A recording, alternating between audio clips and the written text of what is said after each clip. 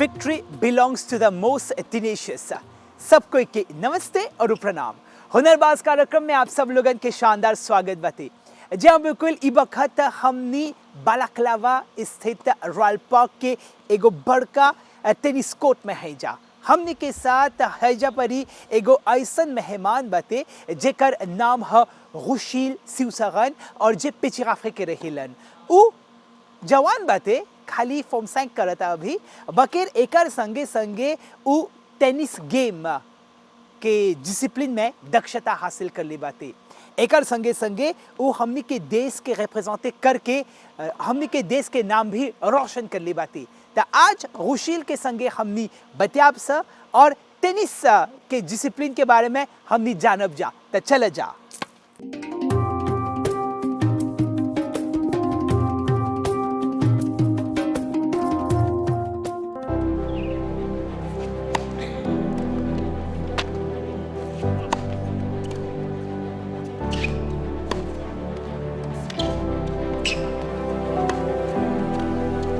जी हाँ, बिल्कुल हुनरबाज कार्यक्रम देखा था वजह अभ्युदय के बगल से और हमनी के जो मेहमान बते वो टेनिस गेम की दुनिया में अपन दक्षता हासिल कर ली बाते।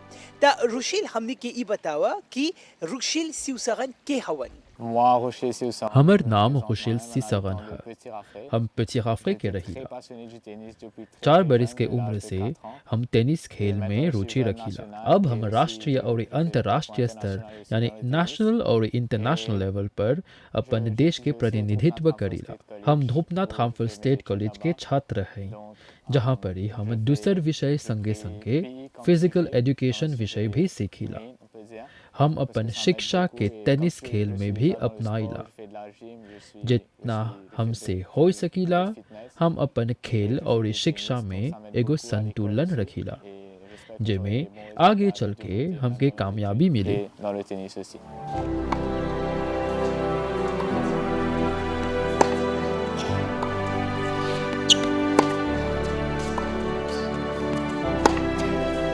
अब रुशील हमनी के ई बतावा कि काहे आप टेनिस की दुनिया में ही आप प्रवेश कर ली हुआ, ओकर पाछे ओकर ऑब्जेक्टिव कौन सी रहल? सबसे पहले हमर माँ हमके ढेर गो स्पोर्ट से परिचित करैलन। Swimming, karate, football, badminton, tennis आदि। किंतु टेनिस वे हमर मन के आकर्षित करलन। हमके ई बुझाल कि यही स्पोर्ट में हमर जस्ती रुचि और पोटेंशियल बाते। यही बात हमके हमर ट्रेनर पहले हला बोलने रहलन। हम अपन भाई संगे टेनिस के बारे में बहुत कुछ सीखली, काहे कि वो भी ई खेल के अपनैले हवन। ई में हमर माँ बाप भी हमके बहुते सहारा देले हवन। त हम इन सब लोगन के आभारी हैं।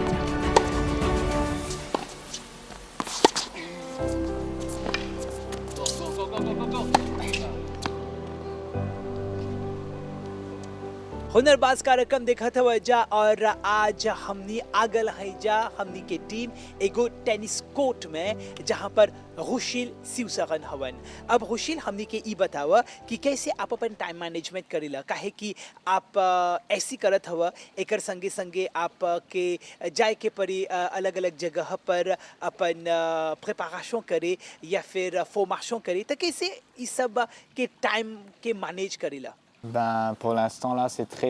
समय प्रबंधन यानी टाइम मैनेजमेंट हमर खातिर काफी चुनौतीपूर्ण बाते, काहे कि हम इस साल स्कूल सर्टिफिकेट परीक्षा में भाग लेवत हैं। पढ़ाई और टेनिस दोनों बगल से मुकाबला कस के बा। इमे हमके चाहिला एगो संतुलन रखे के। फजर फजर हम उठ के अपन रिवीजन करीला और ये रात के सप्ताह में 4 हला हम फेनिक्स में अपन टेनिस के ट्रेनिंग पर जाइला। अभी लेक सब कुछ निमन से चलता। Je m'en sors bien pour l'instant.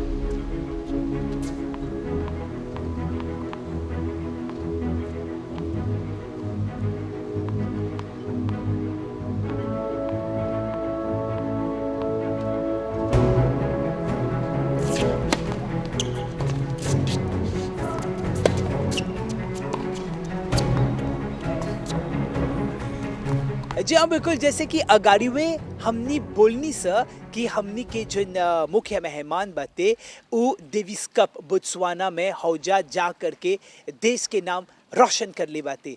तो अब हमने के ये बतावा रुशील कि हौजा जा करके किस प्रकार से आप जीत हासिल करके आल हवा, एक बारे में बतावा था। Avant tout, Bill, ce n'est pas la première fois que ये je vais पहला हला नहीं है कि हम हम अपन देश के अंतर्राष्ट्रीय स्तर पर प्रतिनिधित्व कर ले हैं। 2022 2022 में ये सिलसिला शुरू होल। हम अपन पहला इंटरनेशनल टूर्नामेंट में भाग लेनी जो साउथ अफ्रीका में होल। ये हमर खातिर एगो अनोखी अनुभव रहल। एकर बाद हम ई तय कर ली कि हमके चाहिला और मेहनत करे के। जनवरी 2024 में साउथ अफ्रीकन चैंपियनशिप में हमके तीसरा स्थान प्राप्त होल। U16 के चैंपियनशिप में हमके 10वां स्थान प्राप्त होल। डेविस कप खातिर हम बोत्सवाना भी गईली। ई जाने के जरूरी बा कि ई कप सीनियर्स खातिर है और हमर उम्र केवल 16 बरिस के है। गत बरिस हम कोंगो भी गईली जहाँ पर ही हम एगो टूर्नामेंट में भाग लेनी। हमके गर्व महसूस होला कि हमर सहयोगी संगे हम ई डेविस कप में अच्छा परफॉर्म करली और मॉरिशस के ग्रुप 4 में पहला स्थान प्राप्त हो। C'est une promotion en groupe 4 de la Coupe Davis, donc bravo à tous.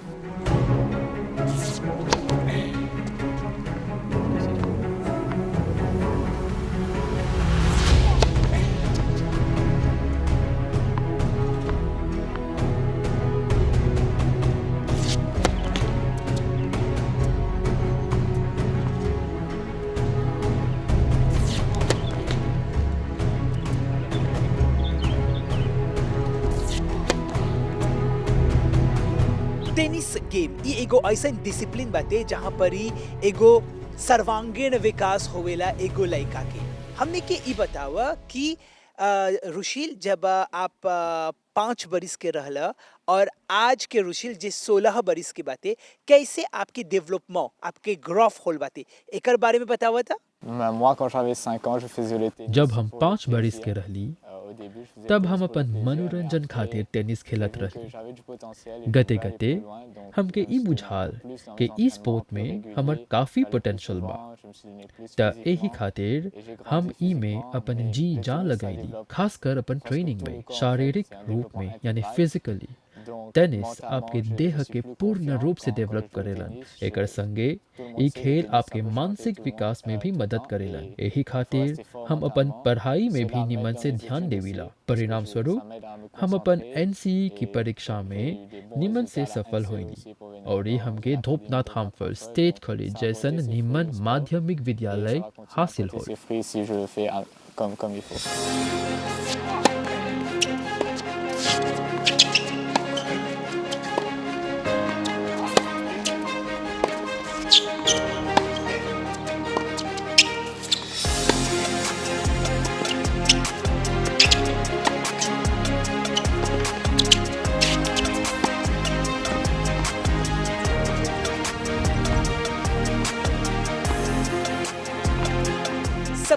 जिंदगी में सोर्स ऑफ इंस्पिरेशन माने प्रेरणा स्रोत रखेला जहां पर शक्ति मिलेला आगे बढ़े के। तरुशील के आपकी सोर्स ऑफ इंस्पिरेशन बाते और काहे? Celui qui m'a inspiré au हमर प्रेरणा स्रोत और कोनो नहीं बल्कि हमर ट्रेनर है जिनकर नाम पैट्रिक चान है। जब से हम उके पहला हालात देखले रहली तब हम ई सोचली कि उ कितना निमन से टेनिस खेलेलन और हमू भी उनकर नियन खेले के आशा रखत रहली। है लक्ष्य के पाए के हम अपन जी जान लगैली और उनकर स्तर तक पहुंच गईली, किंतु अंतर्राष्ट्रीय स्तर यानी इंटरनेशनल लेवल पर जो हमके प्रेरणा दिली हवन और कोनो नहीं बल्कि नोवाक जोकोविच हवन। उनकरा हाल ही में यूथ ओलंपिक में गोल्ड मेडल हासिल होल।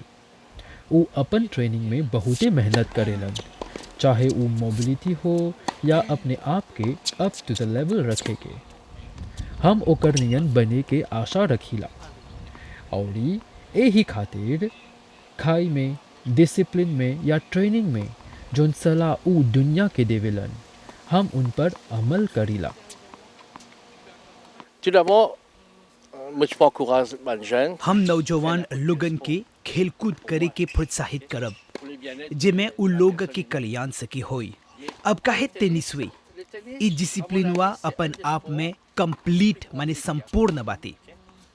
ई में भर्ती दें दोलीला टेनिस डिसिप्लिन जिंदगी नियन बाती जिमे आप गिरब, घाव लगी त फिनो से उठब, जीत मिली, खुशी महसूस करब, इमे दुख बा, इमे सुख भी बाते, दृढ़ता माने कि डिटर्मिनेशन बाते, अनुशासन बा, सब प्रकार के भाव बाते।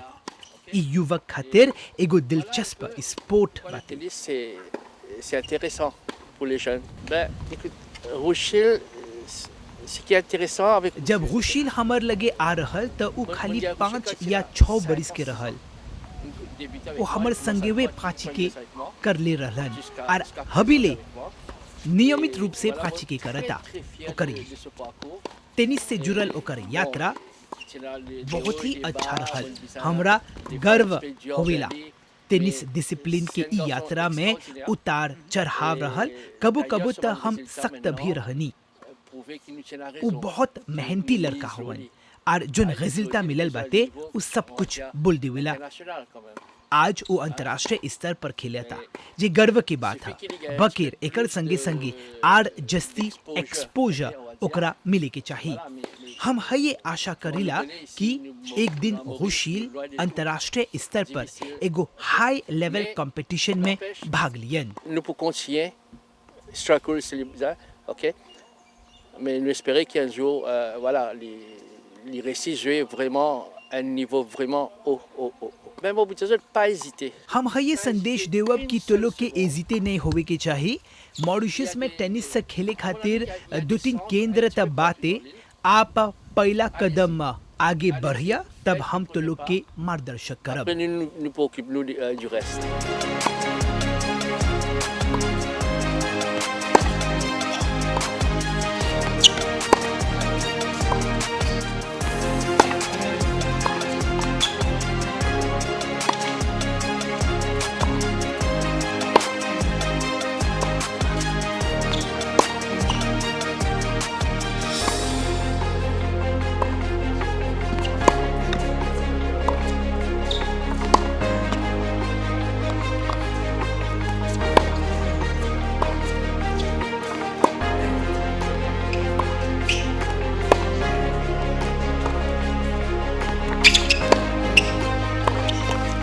ऐसे ढेर गो खिलाड़ी बाते जहाँ पर एगो ड्राइविंग फोर्स के संजो के उ लोग आगे बढ़े लंचा।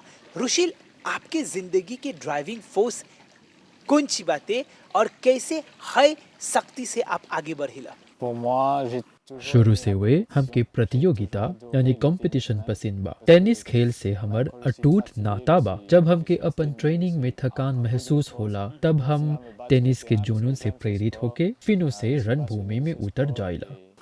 je me donne à fond. Moi, dans mon parcours हमर international, अंतर्राष्ट्रीय पथ में पहले हमर हिम्मत ढेर टूटल। हम ई भी सोचत रहनी कि अब ई स्पोर्ट्स हमर खातिर नहीं है, Pourquoi je joue ce sport? C'est pas fait pour moi, mais mon entraîneur, ma famille. किंतु m'ont motivé हमर et ट्रेनर और परिवार के हौसला से हम अपन डर के काबू में रखें। और ही आगे बढ़ ली। J'ai continué, mais le tennis, il faut continuer, il faut se donner à fond, il faut croire en soi-même pour y arriver. Ben, je l'ai fait et voilà, j'ai emmené des résultats au niveau international, donc je suis très content et j'espère continuer comme ça.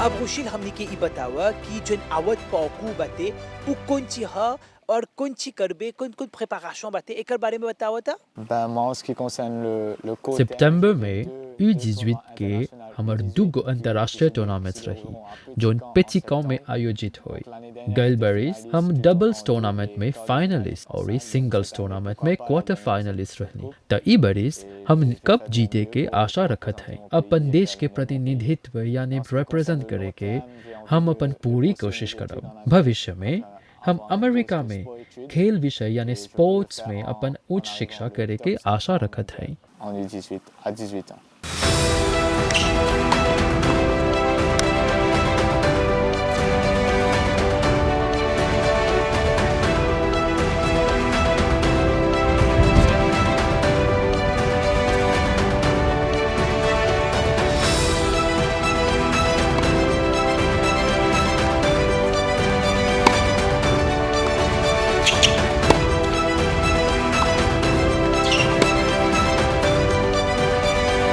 अब रुशील जितना जन दर्शकगण ई बखत है कार्यक्रम देखत मंजा उ लोग की कौन संदेश दिवा। Moi, un message que j'ai à passer हम à la सब कोई के population, एगो c'est il sports faut faire du practice sport, करे के pourquoi pas सलाह le देवब। tennis, parce que ce sport, काहे c'est ना juste टेनिस incroyable. ही Les émotions que vous ressentez, ई खेल les में hauts, les आप bas, अपन ça शारीरिक, vous aiderait beaucoup dans मानसिक tout ce que और vous ई faites, en fait. भावनात्मक Et विकास même dans les सकबजा études, dans करे। le travail, ben, ça vous aiderait beaucoup, donc pourquoi pas essayer le tennis.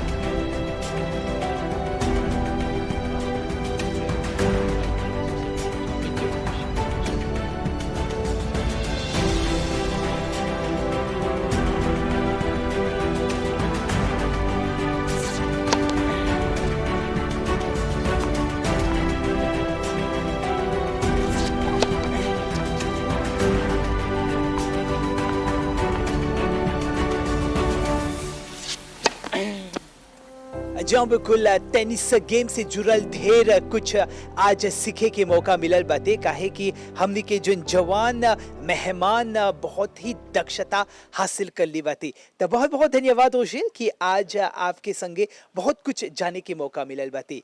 तो दर्शकगण एकरवे संगे हमनी के हुनरबाज कार्यक्रम यहाँ पर ही समाप्त हुआ था।